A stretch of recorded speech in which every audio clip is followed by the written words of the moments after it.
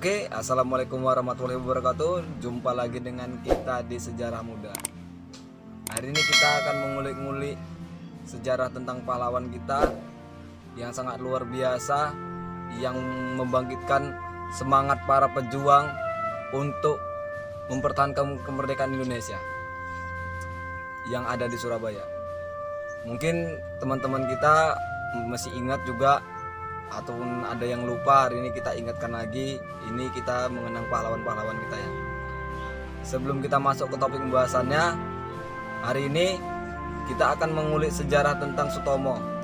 Mungkin ada yang kenal atau ada yang asing namanya Sutomo. Itu kalau dibilang dia yang sering disebut dengan Bung Tomo.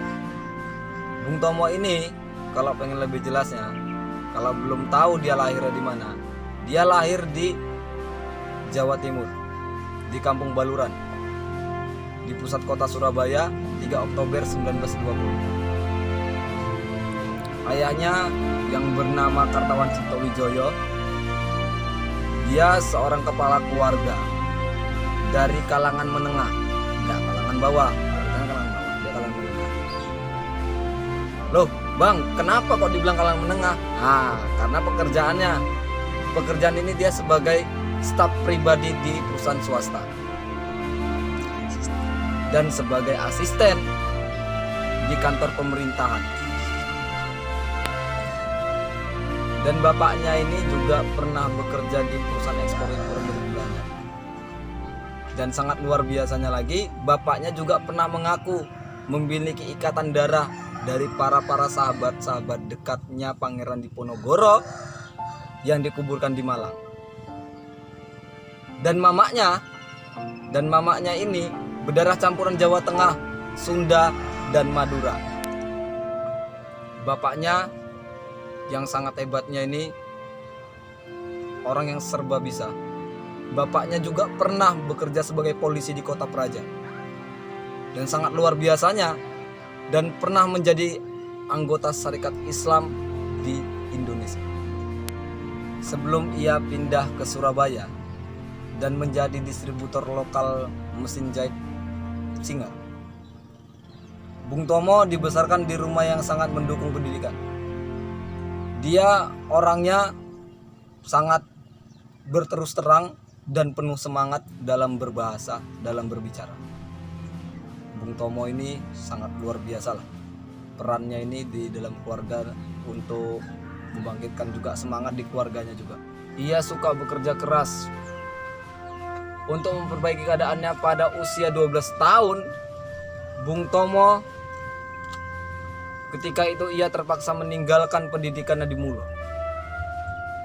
Bung Tomo melakukan berbagai pekerjaan kecil-kecilan untuk mengatasi dampak depresi yang melanda dunia pada tahun itu. Saat itu belakangan ia menyelesaikan pendidikannya di HBS lewat korespondensi, namun tidak pernah lulus resmi. Dan Bung Tomo yang sangat luar biasa, dia bergabung dengan KBI. KBI itu bang apa bang? Aku nggak pernah tahu KBI itu kepanjangannya apa. Mungkin hari ini banyak yang nggak pernah tahu ya kan. KBI itu Bung Tomo pernah bergabung di Kepaduan Bangsa Indonesia.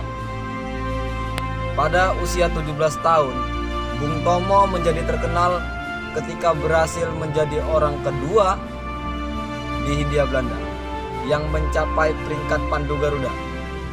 Peringkat Pandu Garuda ini sebelum pendudukan Jepang pada tahun 1942. Peringkat ini hanya dimiliki oleh 3 orang di Indonesia. Peringkat ini sangat payah dimiliki, tapi Bung Tomo menjadi orang kedua memiliki Pandu Garuda di Hindia Belanda. Peran Bung Tomo nggak sampai di situ aja. Peran Bung Tomo juga pernah menjadi seorang jurnalis yang sangat sukses. Kemudian Bung Tomo bergabung dengan sejumlah kelompok politik dan sosial. Ketika terpilih pada tahun 1944 untuk menjadi anggota Gerakan Rakyat baru yang disponsori oleh Jepang. Hampir tak seorang pun yang mengenali Bung Tomo ketika dia bergabung di situ. Tapi semangat Bung Tomo ini nggak reda. Bung Tomo mempersiapkan dirinya untuk apa? Untuk peran yang sangat luar biasa di pertempuran Oktober November 1945. Ia menjadi salah satu pemimpin gerakan rakyat di Surabaya. Yang pada waktu itu Surabaya diserang habis-habisan oleh tentara Nica. Dan Bung Tomo perannya sangat penting di situ dengan seruan-seruan dia yang sangat luar biasa membangkitkan semangat rakyat Surabaya untuk menggempur balik tentara-tentara Nica yang menyerang Surabaya waktu itu. Disitulah peran Bung Tomo sangat dibutuhkan oleh rakyat mempertahankan kemerdekaan Indonesia. Setelah kemerdekaan Indonesia, Bung Tomo sempat terjun ke dunia politik pada tahun 1950. Namun di situ ia tidak merasa bahagia dan kemudian menghilang dari panggung politik Indonesia. Pada akhir masa jabatan Soekarno dan awal masa jabatan Soeharto, disitulah Bung Tomo keluar dari panggung politik. Berbagai jabatan penting pernah disandang Bung Tomo. Dia pernah menjadi Menteri Veteran Bersenjata, sekaligus Menteri Sosial AD interim pada tahun 1955 sampai 1956. Itu di masa jabatan Perdana Menteri Burhanuddin Harahap. Bung Tomo juga tercatat sebagai anggota DPR pada tahun 1956-1959 yang mewakili PRI. PRI apa tuh Bang? Partai Rakyat Indonesia. Di situ Bung Tomo mewakilinya, dia menjadi anggota DPR. Namun pada awal tahun 1970-an ia kembali berbeda pendapat dengan pemerintah Orde Baru dan berbicara dengan sangat keras terhadap program-program Soeharto. Sehingga pada tanggal 11 April 1978 dia dituntut oleh pemerintah Indonesia yang memerlukan kekhawatiran dan kritik-kritiknya yang sangat keras. Baru dikeluarkan kemudian dilemparkan oleh Soeharto, meskipun semangatnya tidak hancur dalam penjara. Bung Tomo ia tetap masih tertarik dalam permasalahan-masalahan politik. Namun ia tidak pernah mengangkat perannya dalam sejarah perjuangan Indonesia. Bung Tomo ini sangat bersungguh-sungguh dalam kehidupan imannya. Namun Bung Tomo ini tidak menganggap dirinya sebagai Muslim soleh atau calon pembaharuan di dalam agama.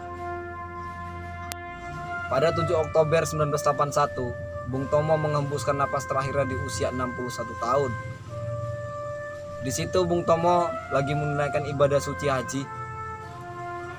Dan tradisi di agama Islam, di haji, kalau meninggal di padang Arafah dikebumikan di sana. Tapi Bung Tomo di situ pihak Indonesia menginginkan Bung Tomo dikebumikan di Indonesia. Dan Bung Tomo dikebumikan bukan di makam pahlawan, tapi Bung Tomo dikebumikan di pemakaman umum Ngagel, Surabaya.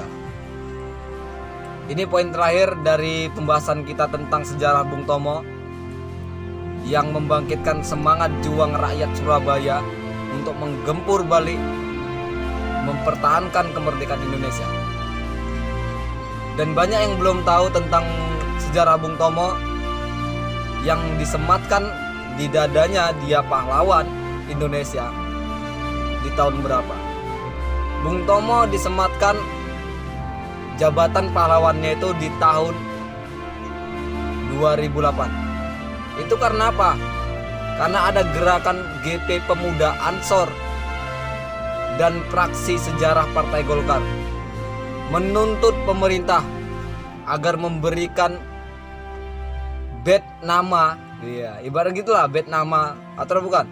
Dia kalau dibilang diberikan gelar kepahlawanannya di tahun 2007, itu November 2007, itu masih zaman SBY. Dan waktu itu era pemerintahan SBY, jelas gelar pahlawan nasional diberikan oleh Bung Tomo.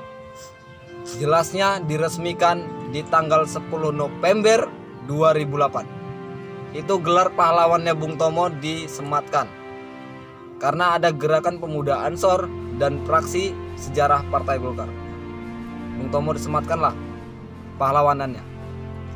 Dan 10 November sejarah bagi rakyat Indonesia, seorang pejuang yang sangat luar biasa membangkitkan semangat untuk mempertahankan kemerdekaan Indonesia di Surabaya. Untuk semuanya, teman-teman semuanya yang melihat video tadi, kalau ada salah omongan-omongan saya yang nggak pas untuk para sejarawan di luar sana, kami hanya pemuda yang ingin tahu tentang sejarah perjuangan rakyat Indonesia. Hari ini kami menceritakan seperti ini untuk anak-anak muda di luar sana.